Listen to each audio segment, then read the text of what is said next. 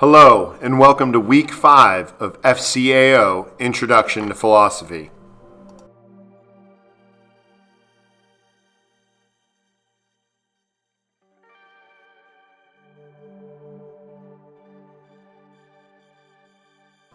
We will start this week by discussing Plato's forms.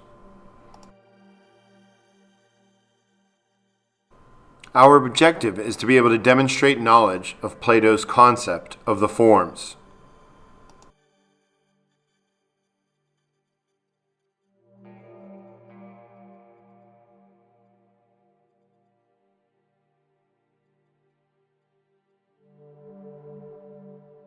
One of the most challenging metaphysical subjects is the concept of Plato's forms. The doctrine of the forms separates Plato from all previous philosophers. The pre-Socratics chose material stuff to represent reality. Plato presents the forms as non-material, perfect blueprints of everything that exists in the world. Plato was an idealist. He didn't trust his senses and believed the only true reality is in our minds.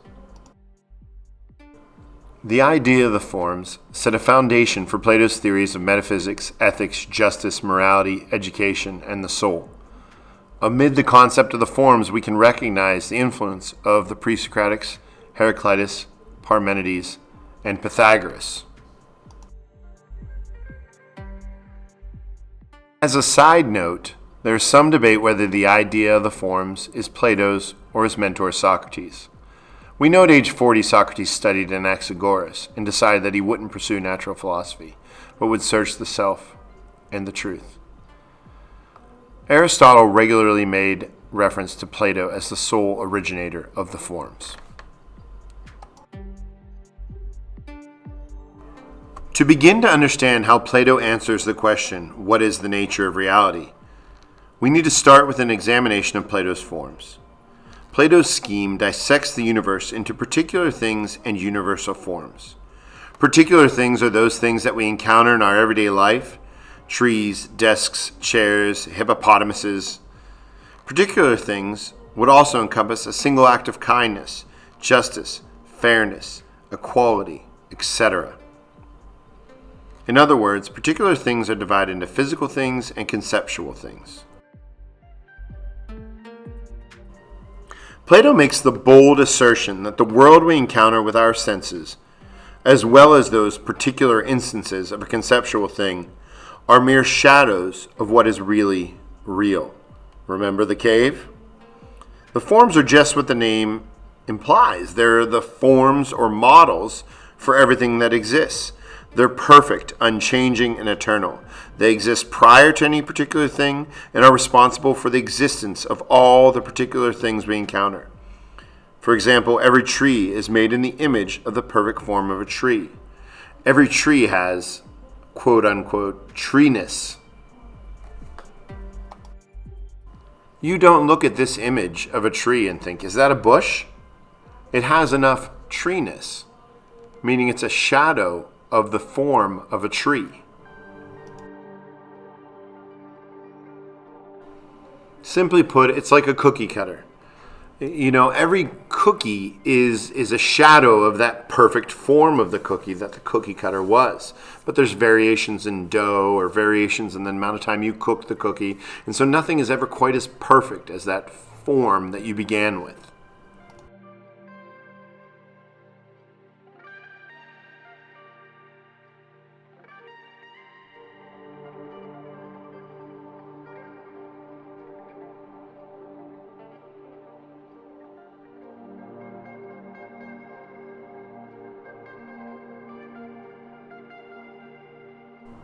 Universal forms are non-material. However, Plato asserts that they exist just as independently as you or I exist. Plato takes this one step further by stating that the forms are more real and superior to anything in the sensible world. They are the most real thing that exists. They are perfect, eternal, and unchallengeable. There are higher forms for ideas, concepts, and qualities such as beauty or justice or fairness, and those higher forms are more difficult to discuss. Plato stated that a highly trained, full-time philosopher would not gain this knowledge until approximately 50 years of age. Those enrolled in Plato's academy could expect to spend every hour of every day trying to reach that goal. In this lesson, you're going to read an excerpt from Plato's Euthyphro. You're going to create a working definition of Plato's forms. Online, read the background information and passage from Plato's The Euthyphro. Then read Ed L. Miller's characterizations of Plato's forms. I want you to apply Miller's characteristics of the forms to the nature of the form of holiness as described in the excerpt from the Plato's Euthyphro. Be prepared to explain your definitions. This is a difficult concept to grasp. Don't feel bad if you struggle with it. Plato's comprehensive, systematic organization of knowledge separates him from the pre-Socratics and Socrates and serves as a bridge between the natural philosophers and the teachings of Aristotle, which I guarantee you will find much more easy to understand. When you're done and have submitted this, you can move on to Aristotle and the Unmoved Mover.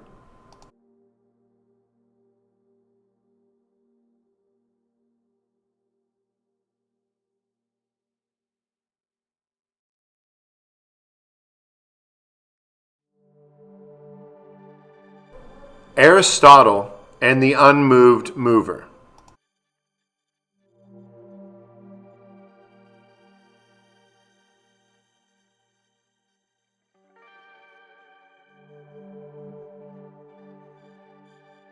Our objective is to become familiar with Aristotle's metaphysics and to compare Plato's and Aristotle's theories of metaphysics.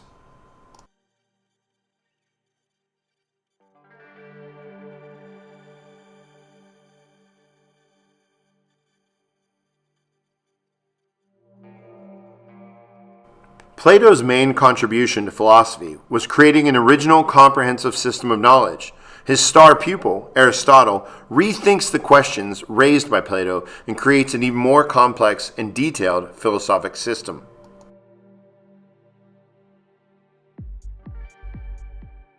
Don't feel bad if you didn't like Plato's theory of the forms. Aristotle rejects Plato's forms as being too unrealistic, and he believes our natural world is the real world. This common sense approach for metaphysics gives reasons to explain why Aristotle's ideas held the longest influence of any Greek philosopher, lasting nearly 2,000 years.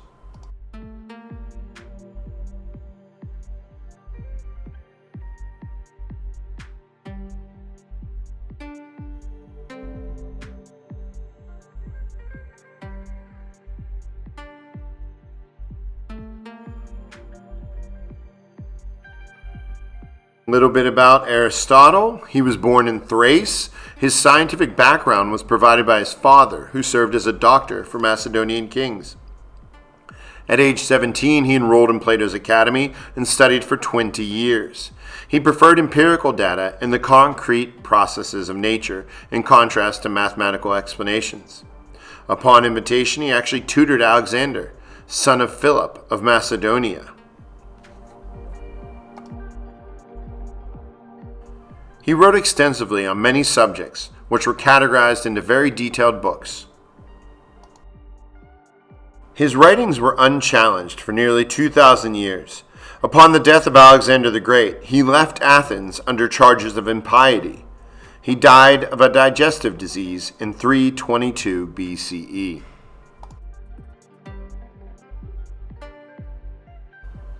Aristotle disagrees with Plato about the concept of the forms. Aristotle believed that the forms did not cause movement or change. In Aristotle's definition, change can mean motion, growth, decay, generation, or corruption. These changes can be natural or man-made. Instead of the idea of the forms, he introduced the idea that substance was made up of matter and form. For example, the concrete matter used to make a building is useless until it is combined with the architect's blueprint, the form. Afterwards, the building created would constitute a substance. To explain the process of change, Aristotle uses the concepts of actuality and potentiality. To understand these concepts, first you have to understand that all things have their entelechy. An entelechy is the self-contained end of anything. By using the acorn in the tree as an example, the process of change can be explained through actuality and potentiality. The substance, the acorn, has the potential qualities that become actual within it. The acorn becomes the oak tree, thus attaining its potential. But it possibly isn't finished there, because after the tree dies, it decays and becomes the soil for future trees. At this point, please pause and complete the Aristotle's Metaphysics assignment online. When you're done, come back here.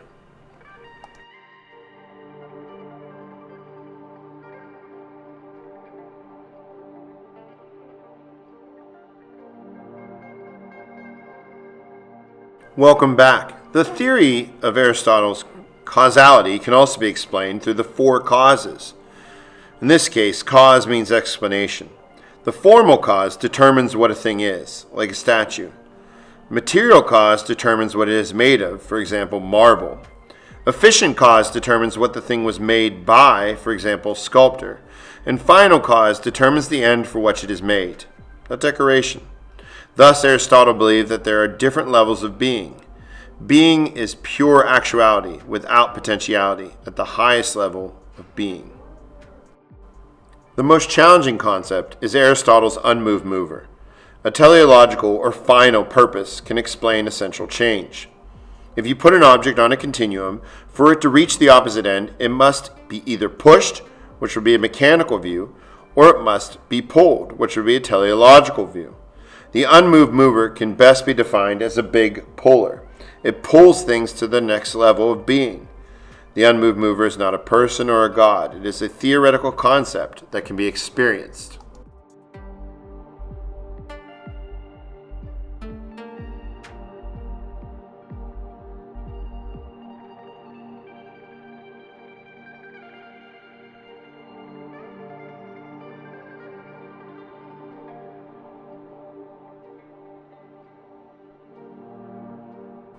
Our last lesson for this week involves René Descartes and the mind-body problem.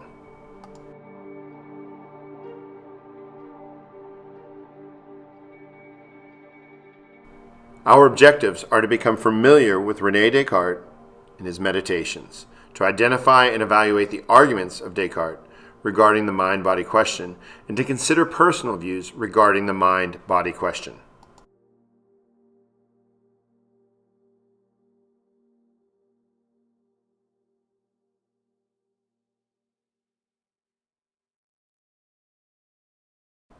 Once philosophers created arguments explaining mind and matter as being separate, they were forced into addressing the problem of mind and body.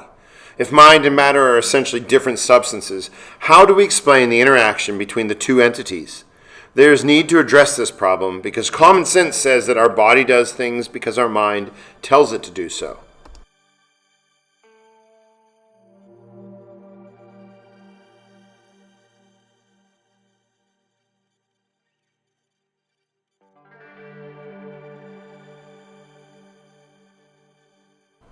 René Descartes is called the father of modern philosophy. He was born in Touraine in 1596. From 1604 to 1612, he studied in the Jesuit College of La Flèche, where his education included mathematics, logic, and philosophy. He was impressed with the certainty and precision of mathematics as compared with philosophy, whose teachings invariably produced doubts and disputes. He lived in Holland for a time, where he wrote his principal works: Discourse on Method in 1637, Meditations on First Philosophy in 1641. He visited Sweden in 1649 at the invitation of Queen Christina. She wanted Descartes to instruct her in philosophy. The Queen could only see him at 5 o'clock in the morning, and unaccustomed to this bitter cold, he became easy prey to illness. And with a few months, he suffered an attack of fever, and in February of 1650, he died at the age of 54. Some important concepts or ideas that were created by Descartes. First, we have Cartesian doubt. He said, "The first rule is to accept nothing as true which I do not clearly recognize to be so. That is to say, carefully to avoid precipitation and prejudice in my judgments, and to accept in them nothing more than what was presented to my mind so clearly and distinctly that I could have no occasion to doubt it. For instance, what one is seeing may very well be a hallucination. There is nothing that proves it cannot be. In short, if there is any way a belief can be disproved, then its grounds are insufficient. From this, Descartes proposed two arguments, the dream and the demon.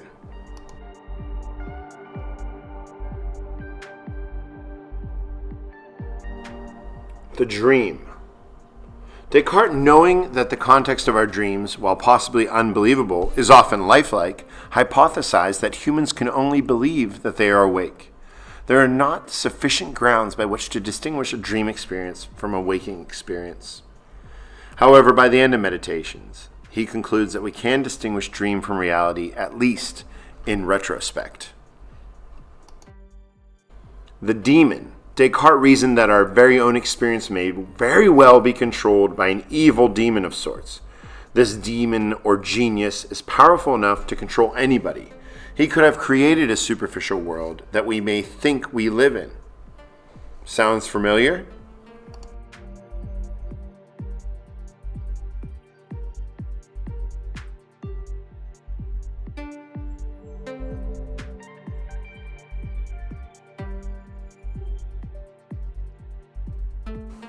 Cartesian dualism.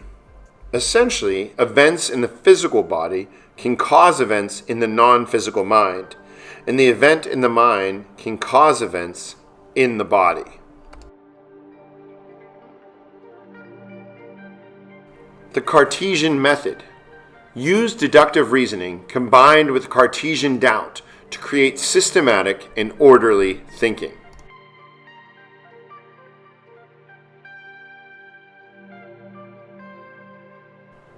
The question that Descartes will answer for you in today's reading is, do the mind and body interact? And if so, how? When you're done with today's assignment, you will be complete with your work for the week.